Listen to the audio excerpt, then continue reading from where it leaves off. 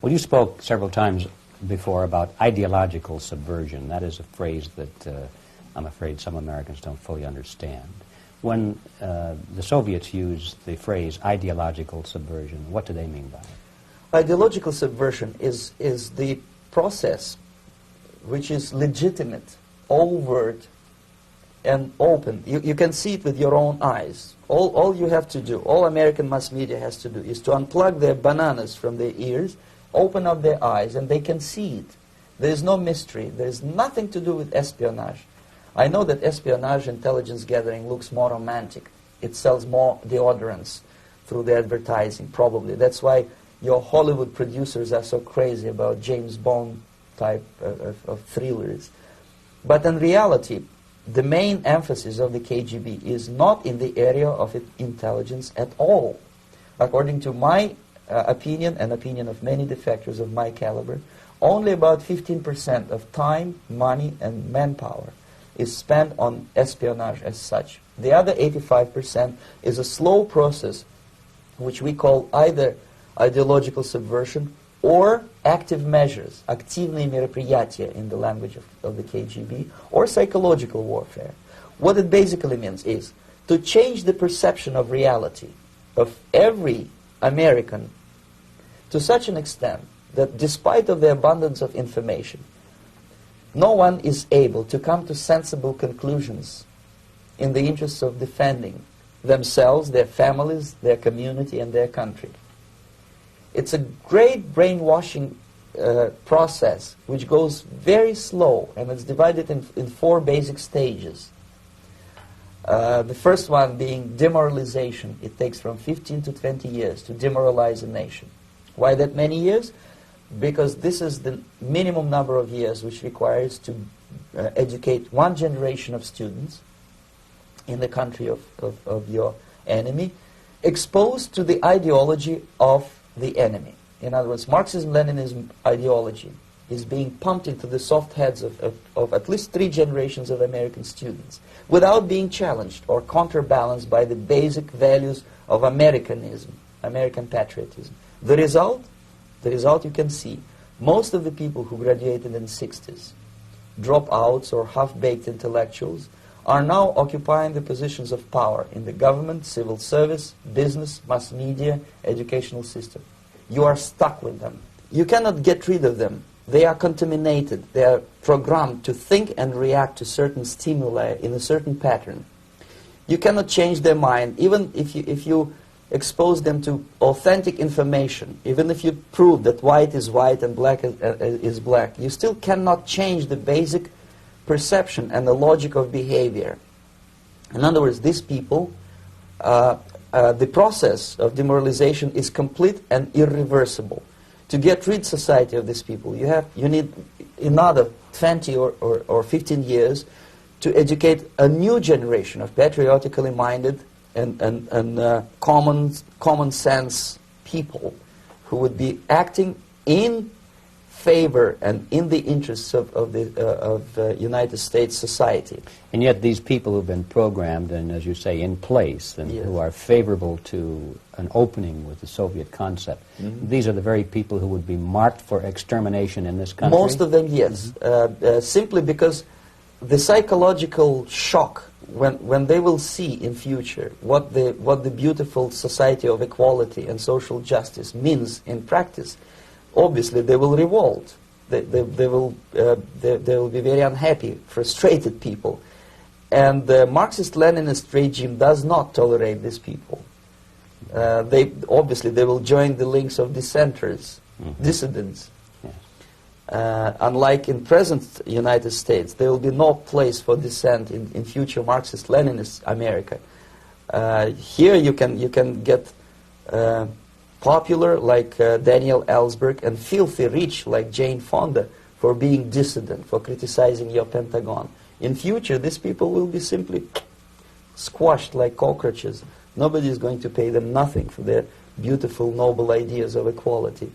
This they don't understand, and it will be greatest shock for them, of course. The demoralization process in the United States is basically completed already.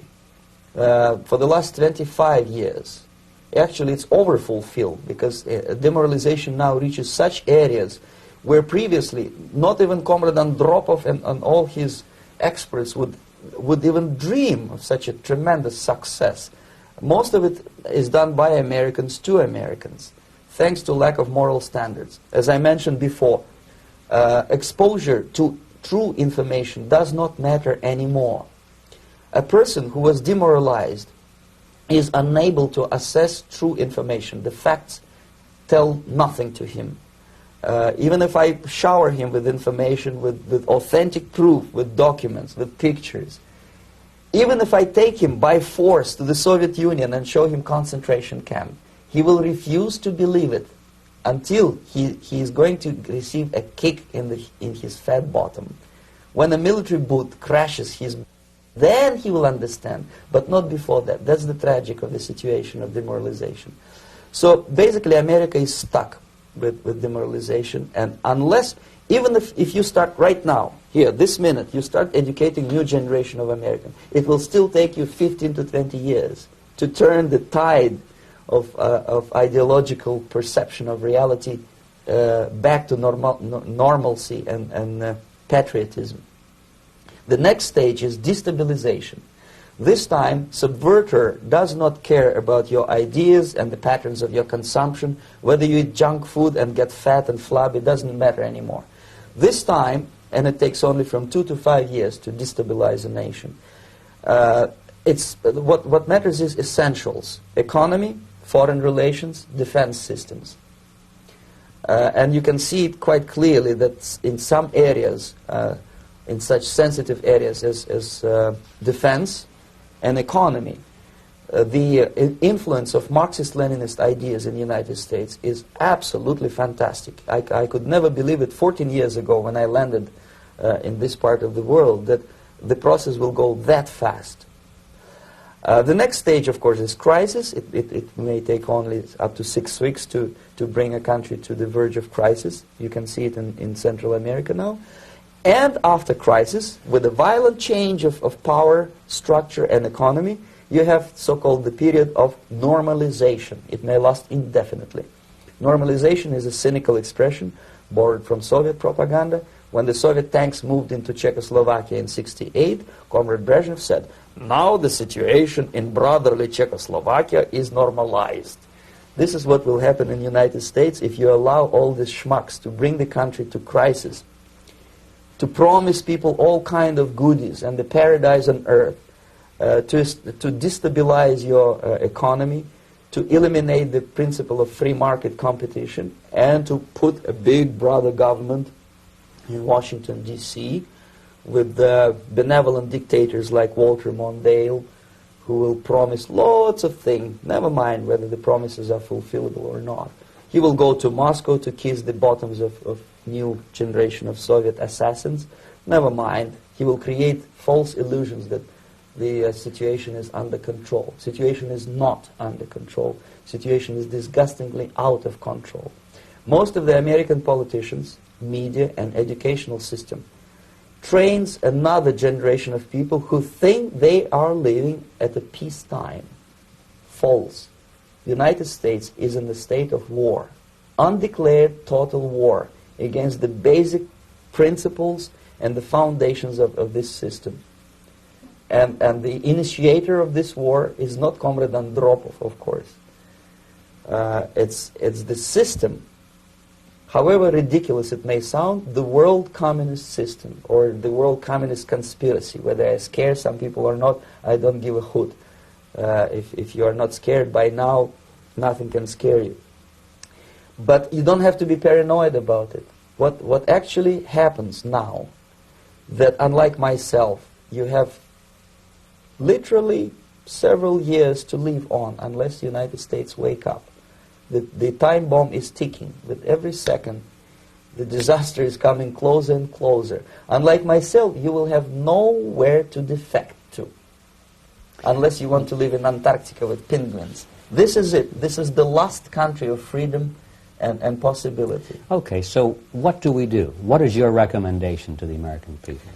Well, the immediate thing that comes to my mind is, of course, There must be a very strong national effort to educate people in the spirit of real patriotism, number one. Number two, to explain them the real danger of socialist, communist, whatever, welfare state, big brother government. If people will fail to grasp the impending danger of that development, nothing ever can help United States. You may kiss goodbye to your freedom, including freedoms to homosexuals, to prison inmate. All this freedom will vanish, evaporate in 5 seconds, including your precious lives. The second thing, the moment at least part of the United States population is convinced that the danger is real, they have to force their government. And I'm not talking about sending letters, signing petitions, and all this beautiful, noble activity. I'm talking about forcing United States government to stop aiding communism. Because there is no other problem more burning and urgent than to stop the Soviet military-industrial complex from destroying whatever is left of the free world. And it is very easy to do. No credits, no technology, no money, no political or diplomatic recognition, and of course no such idiocy as grain deals to USSR. The Soviet people, 270 millions of Soviets, will be eternally thankful to you if you stop aiding a bunch of murderers who sit now in Kremlin and whom President Reagan respectfully calls government. They do not govern anything, least of all such complexity as the Soviet economy. So two very simple, maybe too simplistic answers or solutions, but nevertheless they are the only solutions. Educate yourself, understand what's going on around you. You are not living at a time of peace. You are in a state of war, and you have precious little time to save yourself. You don't have much time, especially if you are talking about young generation. There's not much time left for convulsions to the beautiful disco music. Very soon it will go, just overnight. If we are talking about capitalists or wealthy businessmen, I think they are selling the rope on which they will hang very soon. If they don't stop, if they cannot curb their unsettled desire for profit, and if they keep on trading with the monster of the Soviet communism, they are going to hang very soon. And they will pray to be killed, but unfortunately they will be sent to Alaska probably to manage industry of slaves. It's simplistic. I know it sounds unpleasant. I know Americans don't like to listen to things which are unpleasant. But I have defected not to tell you the stories about such idiocy as microfilm, James Bond type espionage. This is garbage. You don't need any espionage anymore. I have come to talk about survival. It's a question of survival of this system. You may ask me, what is it in for me? Survival, obviously. Because unlike, as I said, I am now in your boat. If we sing together, we'll sing beautifully together. There is no other place on this planet to defect to.